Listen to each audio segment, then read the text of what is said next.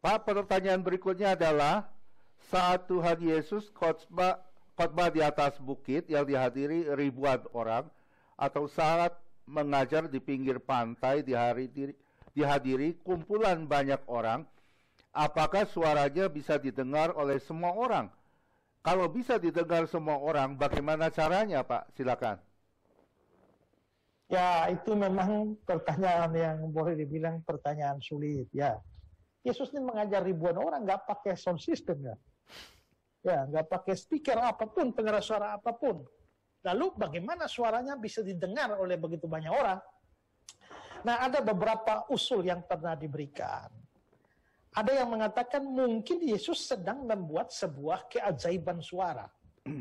Sehingga kata-kata yang dia ucapkan itu secara ajaib terdengar jelas di telinga dari setiap orang yang hadir pada waktu itu. Itu adalah pendapat begitu. Tapi ya saya pikir-pikir ya, kalau itu yang terjadi, itu sebuah mujizat besar. Nah, mujizat sebesar itu rasanya aneh kalau tidak ada penginjil yang menulisnya. Ya, jadi saya walaupun ada pandangan begitu, saya condong untuk menolak pandangan begitu. Ada juga yang mempunyai pikiran begini, bahwa memang Yesus mengajar itu bukan suaranya langsung didengar oleh ribuan orang sekaligus, tapi didengar oleh orang-orang dekatnya, lalu beberapa orang dekatnya melanjutkan lagi pada kelompok berikut, lalu melanjutkan lagi pada kelompok berikut lagi, sampai semua orang mendengar. Hanya saja, kalaupun itu yang terjadi, itu kan sebuah sistem yang unik. Sebuah sistem yang unik, dan rasanya kok sistem unik seperti itu kok nggak ada catatan apa-apa ya tentang hal itu. Nah, jadi lalu bagaimana? Bagaimana supaya, atau bagaimana sehingga suara Yesus itu bisa didengar oleh ribuan orang? Nah, saya ingin menjelaskan kepada kita dua hal dulu ya. Dua hal dulu. Pertama adalah bahwa orang bersuara tanpa pengeras suara dan bisa didengar oleh ribuan orang, itu sebenarnya bukan hal yang mustahil. Ya. Kenapa itu bukan hal yang mustahil? Ada dua orang peneliti, namanya Braxton Barron dan seorang yang lain namanya Roginska. Nah, mereka itu berasal dari News, Music and Audio Research Library. Nah, mereka mengadakan penelitian tertentu terkait dengan problem suara ini.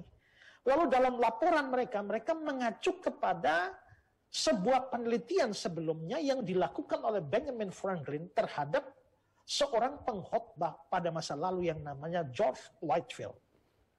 Nah, George Whitefield ini adalah seorang pengkhotbah lapangan.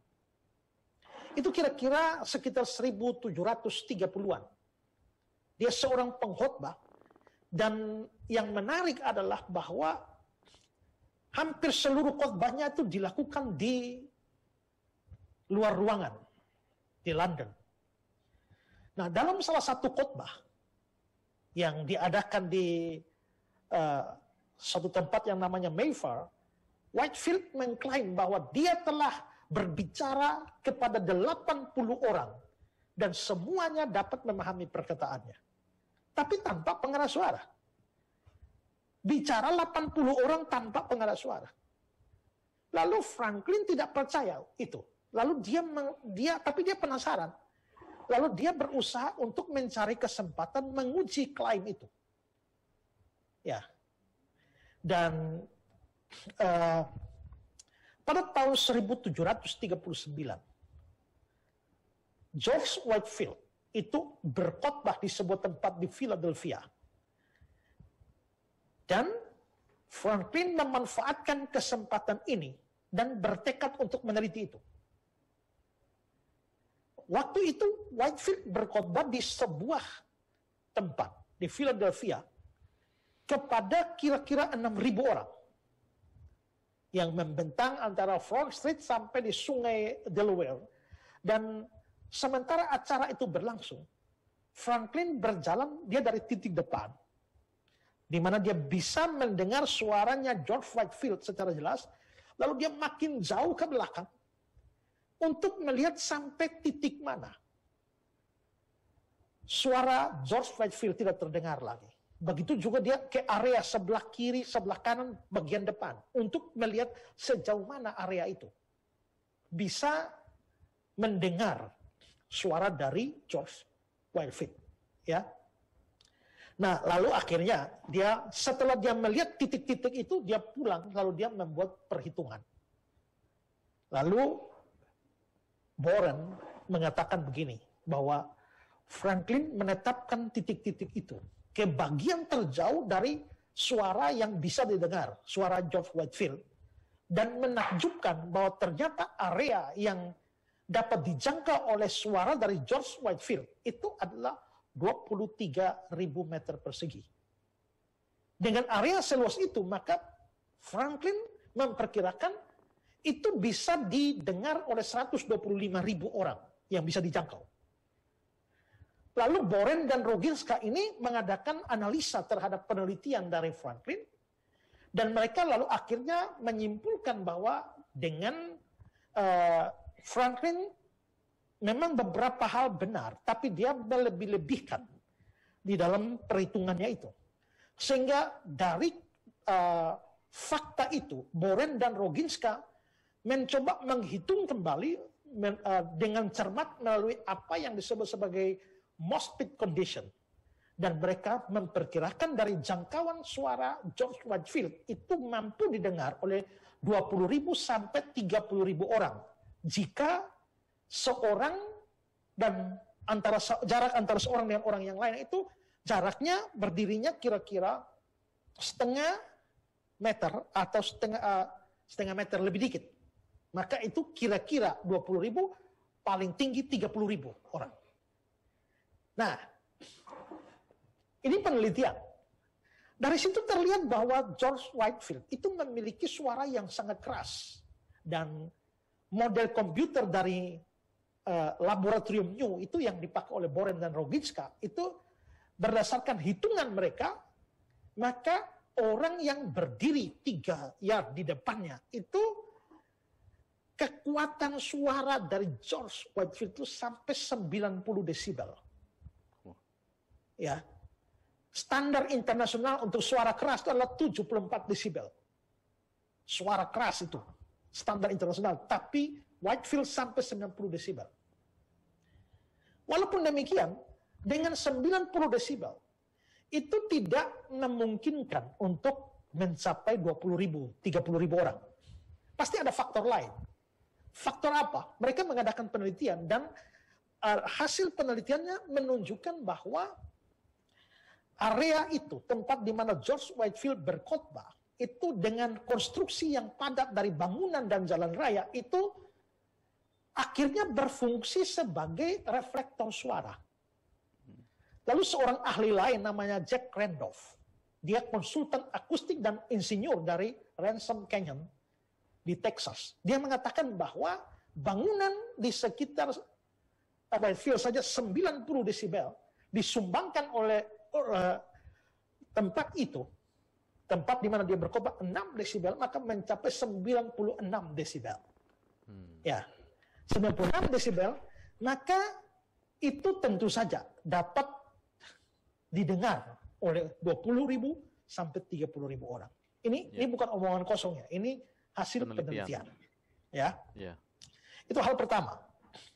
Lalu hal yang kedua adalah area atau tempat di sekitar wilayah Danau Galilea itu memiliki topografi akustik yang sangat baik.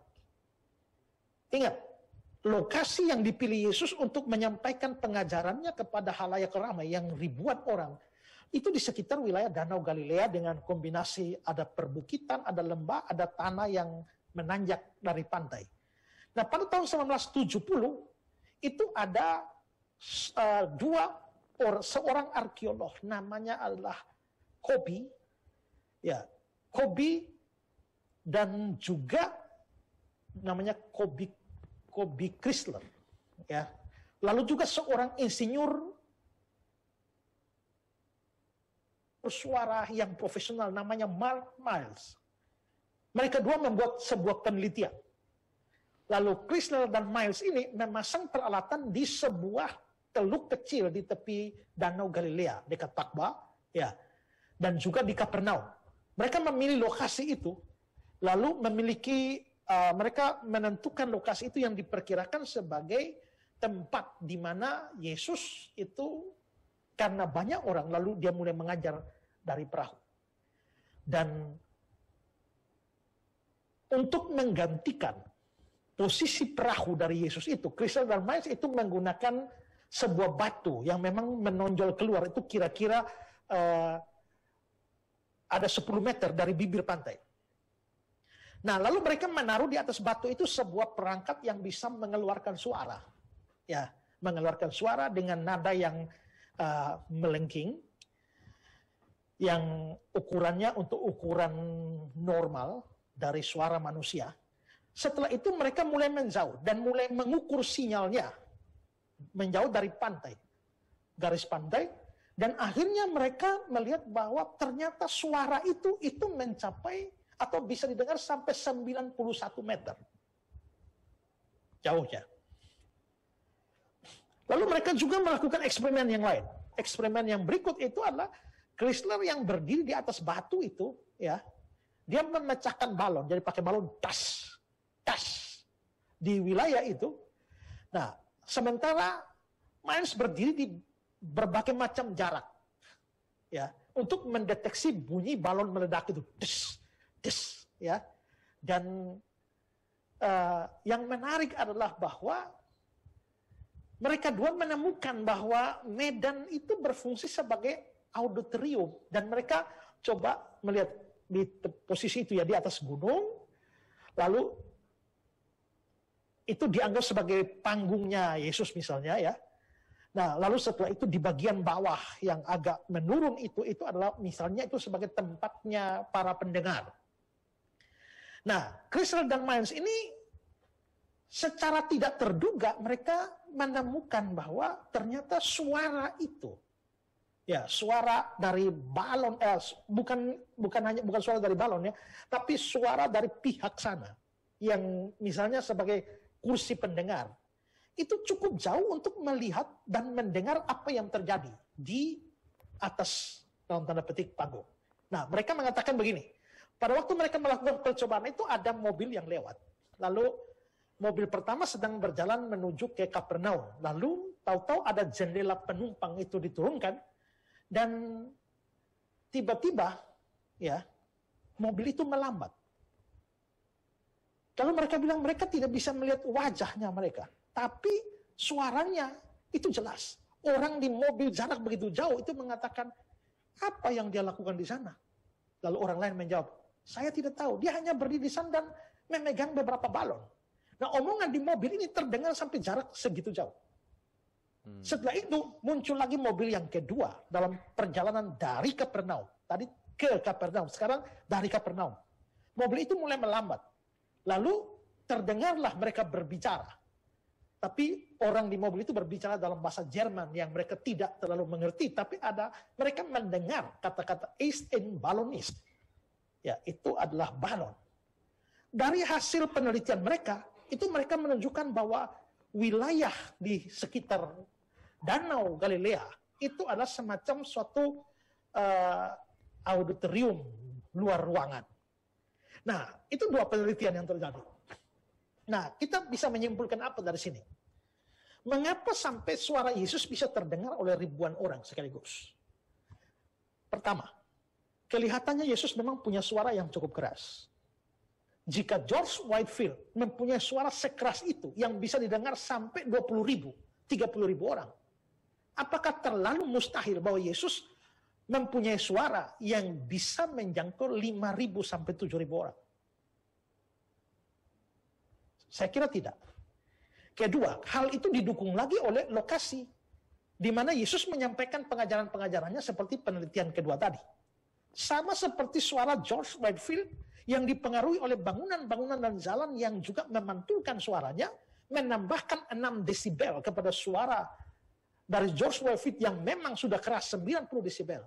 Maka lingkungan di sekitar Danau Galilea, seperti penelitian Chrysler dan Miles, juga turut memberikan sumbangan pada fakta suara Yesus yang bisa didengar oleh ribuan orang. Iya. Maka tidak diragukan lagi bahwa Yesus menyadari dan memanfaatkan fitur-fitur alam di sekitar Danau Galilea untuk berbicara kepada banyak orang. Nah, itu kira-kira penjelasan ilmiah yang kita bisa berikan terkait dengan pertanyaan saudara itu. Ya. Baik, terima kasih Pak Ezra Soru.